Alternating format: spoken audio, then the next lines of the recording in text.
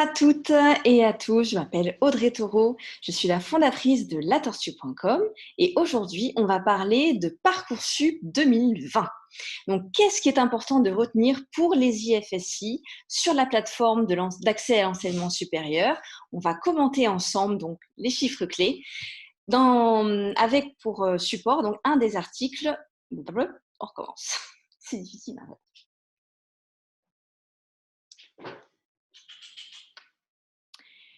Bonjour à toutes et à tous, je m'appelle Audrey Taureau, je suis la fondatrice de latortue.com et on va parler ensemble des chiffres importants sur Parcoursup 2020, spécialement pour les IFSI.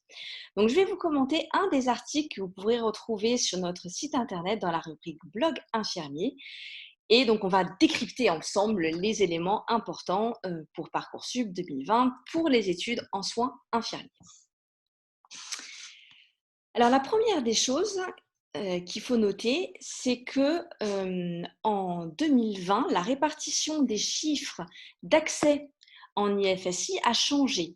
Donc, en 2019, en fait, 67% des places étaient attribuées via Parcoursup et donc le reste, 33% via le concours FPC, formation professionnelle continue. Et cette année, les chiffres de la répartition ont un petit peu changé. C'est noté ici, donc 75% des places sont attribuées via Parcoursup et le reste, 25%, via le concours de la formation professionnelle continue. Donc ça, c'est important à retenir parce que vous allez voir que ça va changer pas mal de choses dans les choix des vœux et le nombre de candidatures dans les différentes régions que je vais vous détailler tout à l'heure. Ensuite, le nombre de places totales en IFSI à la rentrée donc 2020 a été établi à 31 176 places, donc au total, IFSI Parcoursup et IFSI FPC. Et donc ce chiffre, il est défini par le ministère de la Santé, ça on en parlera tout à l'heure. Et donc on a déjà un premier résultat sur les vœux de cette année. Donc sur Parcoursup, il y a eu 612 007 vœux effectués sur Parcoursup en 2020. Donc pour vous donner une idée, c'est un petit peu plus que l'année dernière, puisque l'année dernière, donc en 2019, on était à 539 117 et cette année 612 000 et quelques. Donc vous voyez qu'il y a une légère augmentation, mais ça reste sur Parcoursup en nombre de vœux la formation la plus demandée sur Parcoursup, donc l'année dernière et cette année. Donc, la filière IFSI, DE infirmier, reste une filière extrêmement sélective. Et donc, on va en parler dans les détails tout à l'heure. Mais ce qu'il faut retenir, c'est déjà ces trois informations. Donc, la répartition des places via Parcoursup et via le concours FPC, le nombre de places totales, plus de 31 000 places et plus de 612 000 vœux formulés sur Parcoursup. Au moment où je tourne cette vidéo, on n'a pas encore le chiffre qui correspond au nombre de candidats sur Parcoursup ayant fait au moins un vœu en IFSI. Mais ça, c'est quelque chose qu'on mettra à jour dès qu'on aura l'information. Juste pour vous donner une idée, en 2019, c'était 103 665 candidats ayant fait au moins un vœu en IFSI via Parcoursup. Donc, on s'attend à peu près des chiffres similaires, mais ça, on le verra dès qu'on aura cette information. On vous la fera passer et on mettra cet article à jour. Donc, je vous le disais, le chiffre du nombre de places en IFSI, il est défini par le ministère de la Santé. Et donc, il est fixé par un arrêté qui est paru tous les ans. Et donc, on peut voir ici que le nombre de places totales d'accès en IFSI, il est assez stable. Je vous montre ici les chiffres depuis 2017 et on est toujours autour des 31 000 places. Et donc, il y a assez peu de variations, même au niveau local. Ça, vous pourrez regarder dans les détails quand vous consulterez cet article sur notre site internet. Il y a assez peu de changements entre les 3 dernières années. Donc, c'est un chiffre qui est assez stable. Donc voilà, ça c'est déjà quelque chose d'important. Ensuite, parmi les nouveautés de Parcoursup cette année, Donc, les candidats ont pu formuler jusqu'à 5 vœux et effectuer des sous-vœux illimités. Alors là, je voudrais bien expliquer ce point. Qu'est-ce que c'est qu'un vœu et qu'est-ce que c'est qu'un sous-vœu? Donc, un vœu, c'est mettre donc sur Parcoursup un souhait sur un regroupement d'IFSI, donc en général sur une région et donc sur un bassin universitaire. Et dans cette université dépendent plusieurs IFSI, donc plusieurs établissements. Donc cette année, donc en 2020, les candidats sur Parcoursup ont pu formuler jusqu'à 5 vœux, c'est-à-dire émettre des souhaits jusqu'à 5 regroupements d'IFSI, donc 5 bassins universitaires, et ensuite, à l'intérieur de ces bassins universitaires, mettre autant d'établissements que possible, de façon illimitée. Et on va voir donc en quoi c'est intéressant dans les détails par région, parce qu'il y a pas mal d'éléments qui ont changé par rapport à l'année dernière, où les candidats pouvaient effectuer jusqu'à 10 vœux. Donc vous voyez, on est passé de 10 vœux à 5 vœux et toujours un nombre de sous-vœux illimité. Donc je vous le disais, l'année dernière, on était à plus de 539 000 vœux effectués et cette année à plus de 612 000 vœux effectués. Donc un nombre de vœux qui a légèrement augmenté et le nombre de sous-vœux, ça c'est aussi une des données qu'on n'a pas encore cette année, mais l'année dernière, en 2019, il s'élevait à 1,5 million de sous-vœux. Et en quoi ça a une importance? On va le voir dans les détails maintenant. Donc d'abord, ce changement entre 5 vœux et 10 vœux imposés aux candidats en IFSI, ça a pour objectif de réduire le nombre de candidatures. Et on va voir que ça a pas mal marché, parce que pour la plupart des regroupements en IFSI, il y a eu une diminution du nombre de candidatures. Ensuite, inciter les candidats à effectuer des vœux, on va dire, plus réfléchis. C'est-à-dire que quand on a beaucoup de choix, en fait, pour maximiser leurs chances, la plupart des candidats en 2019 ont effectué énormément de vœux et de sous-vœux. Je vous ai donné les chiffres à l'instant. Et donc, parfois, très loin de chez eux. Parce qu'ils avaient le choix. Et cette année, il y a un peu moins de choix, mais bon, ça reste quand même pas mal, 5 vœux, 5 regroupements d'IFSI et un nombre de sous-vœux illimité. Mais malgré tout, ça a quand même eu une incidence sur les choix des candidats. Il y a une certaine stratégie, une certaine réflexion qui a été engagée et on va voir que ça a une incidence sur les différentes régions. Donc, dans les détails, ça donne quoi? Ça donne que, par exemple, sur le regroupement d'Auvergne-Rhône-Alpes, on observe une baisse de près de 30% du nombre de candidatures, donc ce qui est relativement important. Par contre, sur la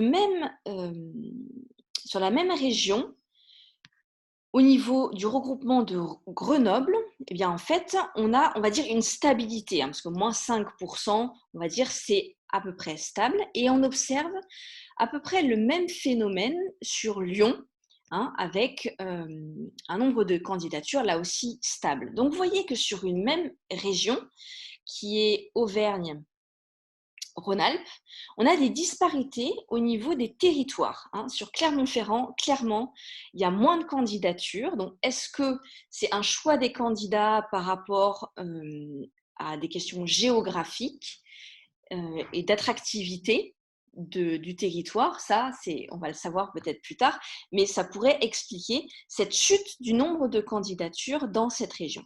Sur le regroupement de Grenoble, enfin sur le regroupement de Clermont-Ferrand et pas celui de Grenoble et de Lyon. Autre élément, en Bourgogne-Franche-Comté, donc vous voyez sur Besançon, on a une diminution là aussi du nombre de candidatures, mais qui n'est pas aussi important que la région Auvergne-Rhône-Alpes. Et pour Dijon, on observe là aussi une certaine stabilité. Donc vous voyez, il y a des disparités au niveau des territoires en nombre de candidatures. Pour la Bretagne, là aussi, on observe un nombre de candidatures qui a clairement chuté, hein, puisque c'est presque 24% de moins au niveau des candidatures. Donc là aussi, on peut s'interroger sur l'attractivité de certains territoires. Est-ce que les personnes se sont dit, quitte à faire des vœux, mais je vais réfléchir, vu que j'ai que 5 regroupements d'IFSI, est-ce que je vais réfléchir à où je postule, plutôt que l'année dernière où les gens, on va dire, ont postulé peut-être plus loin de chez eux ou de façon, on va dire, plus anarchique ou moins réfléchie. Dans le centre, là, on observe un nombre de candidatures relativement stable, mais un nombre de places, lui, en chute assez importante, presque moins 20%. Et donc là, je voudrais donc ajouter une petite explication à cela. Il faut savoir qu'en 2019, donc c'était la première fois que les 2 voies d'accès à l'entrée en IFSI étaient proposées.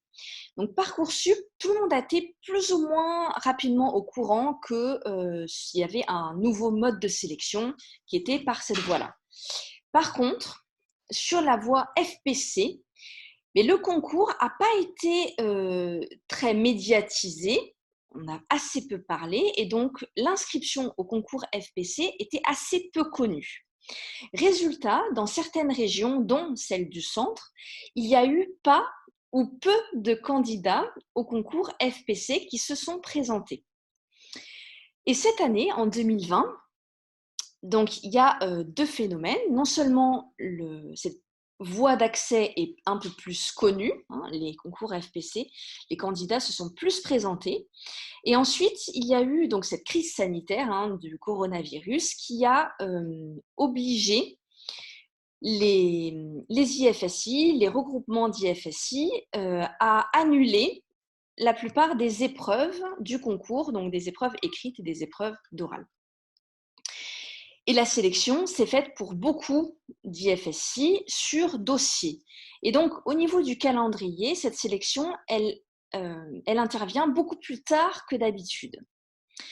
Ce qui s'est passé l'année dernière, c'est que les places non pourvues via le concours FPC, soit par faute de candidats, soit parce que le niveau des candidats ne correspondait pas aux attentes, les places ont été basculées sur Parcoursup relativement vite. Et ça n'a pas été le cas cette année parce que il y a les 2 phénomènes que je viens de vous expliquer, plus de candidats aux épreuves du concours parce que plus connus, et l'annulation des épreuves et une sélection par dossier. Donc, ce qui peut expliquer la chute du nombre de places sur Parcoursup. Voilà ce que je voulais vous dire pour expliquer un petit peu ce phénomène dans le centre.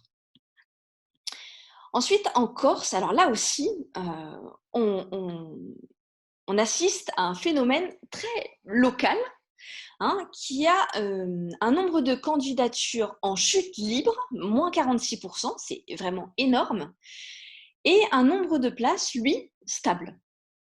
Et donc ça, c'est assez inédit. C'est la seule région où on observe ce phénomène. Et donc là aussi, les disparités régionales, le nombre de vœux diminué de moitié, ça pourrait expliquer que les candidats, pour multiplier leurs chances, n'aient pas choisi la Corse comme ils avaient pu le faire l'année dernière, parce qu'ils ont moins de vœux, donc ils vont faire des vœux plus réfléchis, plus locaux, plus stratégiques. Et la Corse n'offrant que 2 IFSI, eh bien, stratégiquement, c'est peut-être moins intéressant de choisir cette région si on n'y habite pas ou si on n'y a pas un intérêt particulier. Ensuite, dans le Grand Est, alors là, on observe quelque chose d'assez inédit aussi.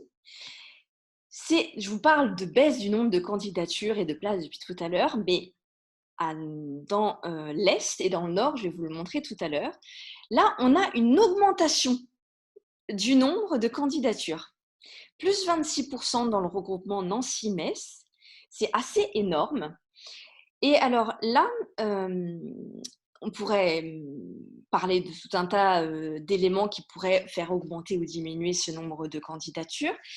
Peut-être que c'est lié à les statistiques de 2019. Il faut dire que dans ces régions, donc dans le Grand Est et dans le Nord, les statistiques d'admissibilité, en fait, étaient relativement bons dans ces régions. Et peut-être que ça a incité certains candidats à présenter leur candidature dans des régions, on va dire, plus accessibles au niveau statistique sur la plateforme Parcoursup pour essayer de maximiser leurs chances. Donc voilà pour le Grand Est, hein, on retrouve le même phénomène dans le regroupement de Reims, plus 11% de candidatures, et à Strasbourg aussi, plus 8%. Donc voilà, donc dans l'Est, voilà une augmentation des candidatures, ce qui contraste avec d'autres régions dont je viens de vous parler. Et donc, ce phénomène, il se reproduit aussi dans le Nord, hein, dans le regroupement d'Amiens, où on observe là aussi plus 37%, 37,5% de candidatures. Là aussi, c'est inédit. Et donc, là aussi, ça pourrait être lié aux statistiques de 2019 qui donnaient des taux d'admissibilité dans ces régions plus intéressants. Et donc, ça pourrait avoir expliqué les choix des candidats à l'entrée en IFSI. Je vous montre le regroupement de Lille où on observe à peu près le même phénomène, plus 35% de candidatures. Dans l'Île-de-France, donc, qui est une région où il y a énormément d'IFSI, hein, je crois que c'est une des régions où il y a plus de concentration d'écoles de formation en soins infirmiers. Là aussi, on observe ce que je vous disais à peu près sur l'ensemble de la France, c'est-à-dire une baisse de candidatures, donc pour le regroupement de Créteil. Une baisse aussi, mais pas forcément significative, hein, comme ça pourrait être dans d'autres régions pour le regroupement de Paris. Et également pour Versailles. Alors, cas particulier pour cette région, je sais qu'il y a plus de regroupements que cela, mais pour des raisons de praticité, on a regroupé dans les IFSI de l'Île-de-France, dans ces 3 grands regroupements. Bien sûr, il y a les IFSI qui dépendent de plusieurs universités dans ce regroupement. Ensuite, pour la Normandie, et bien là aussi, on assiste à quelque chose d'assez inédit. On pourrait se dire la Normandie, c'est quelque chose d'assez égal, on va dire. Et en fait, non. Le nombre de candidatures, vous voyez, il a baissé dans le regroupement de Caen. Et en revanche, il a augmenté dans le regroupement de Rouen. Et donc, du coup, c'est assez curieux à observer cette augmentation d'un côté et cette diminution de l'autre. Alors, c'est peut-être dû à une certaine attractivité au niveau local dans cette région. Dans la Nouvelle-Aquitaine, alors là, c'est une région immense. La Nouvelle-Aquitaine, ça fait pratiquement un quart de la France hein, quand on regarde sur une carte. Et donc, du coup, on a une immense région très étendue. Puisque vous voyez, le regroupement de Bordeaux, donc ça comprend des IFSI donc de Bordeaux, mais ça va jusque dans le Pays Basque, hein, puisque on a aussi les regroupements de Pau, d'Orthez, de Dax, de Bayonne. Et donc les réalités entre Bordeaux et Pau sont pas du tout les mêmes. Et donc, du coup, ça fait qu'on a quand même un nombre de candidatures qui a diminué de façon assez significative, moins 24% pour le regroupement de Bordeaux. Pour le regroupement de Limoges, on observe à peu près le même phénomène, mais le regroupement de Limoges est un peu plus petit et au niveau géographique, ce n'est pas tout à fait la même réalité. Et sur le regroupement de Poitiers, c'est à peu près pareil. Donc, vous voyez, on a quelque chose d'assez uniforme, malgré des situations géographiques assez différentes. Dans la Nouvelle-Aquitaine, on a quelque chose d'assez uniforme, une baisse d'à peu près 20-25% en nombre de candidatures. Et ça reste quand même une région tendue, hein. On en parlera tout à l'heure, je vais vous donner le top 3 des IFSI les plus demandés.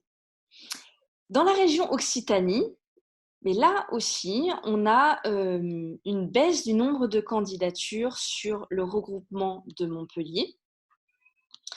Et on observe dans le regroupement de Toulouse à peu près le même phénomène, hein. Voilà. Donc c'est assez égal. Dans les Pays de Loire, mais là aussi, on observe une baisse du nombre de candidatures et une baisse assez significative du nombre de places. Donc ça, c'est dû aussi peut-être au fait que les candidats FPC se sont plus manifestés et ont plus postulé dans cette région qu'en 2019.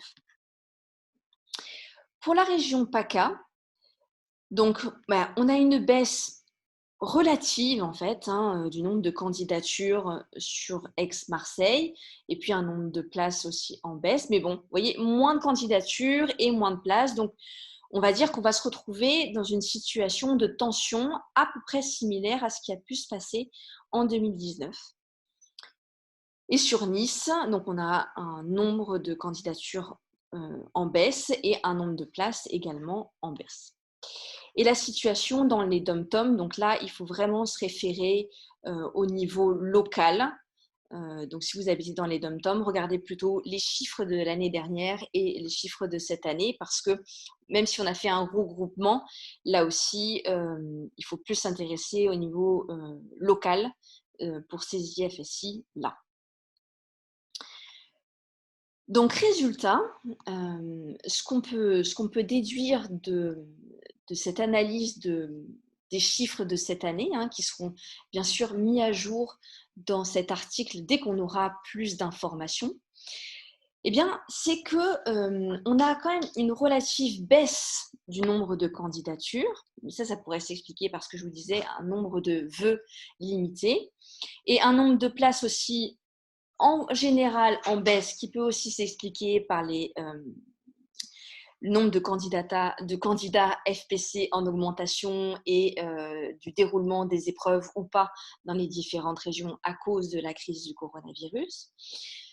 On a quand même une tendance par rapport à 2019 que les regroupements du Sud sont un peu moins demandés et que les régions, les IFSI dans les régions du Nord et de l'Est sont un peu plus demandées par rapport à 2019. Mais ce qu'il faut retenir quand même, c'est que la filière IFSI reste en tension, c'est extrêmement sélectif et donc on verra à partir du 19 mai les résultats qui seront donnés aux candidats. Pour finir cette vidéo, je voulais quand même vous donner le top 3 des IFSI les plus demandés. Alors, en numéro 3, nous avons l'IFSI du CHU de Montpellier avec 10 145 candidatures. C'était l'IFSI le plus demandé en 2019 avec plus de 12 000 candidatures. En numéro 2, nous avons un IFSI de Lyon, c'est l'HCL secteur Est avec 10 211 candidatures, c'est assez énorme, hein, voilà. Et sur la première marche du podium en nombre de candidatures, nous avons un IFSI de l'APHP, celui de la Pitié-Salpêtrière, avec 10 655 candidatures. Voilà. Ce qu'on peut dire sur les 3 IFSI les plus demandés. Mais malgré tout, on observe que les IFSI des CHU des grandes villes sont dans les regroupements les IFSI les plus demandés. Et ça s'explique par l'attractivité des infrastructures, des stages et de la variété des enseignements.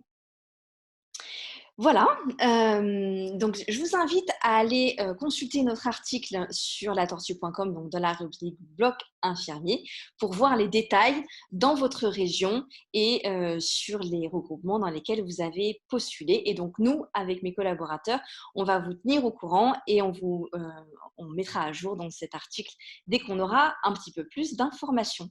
Merci beaucoup de votre attention et à très bientôt sur latortue.com.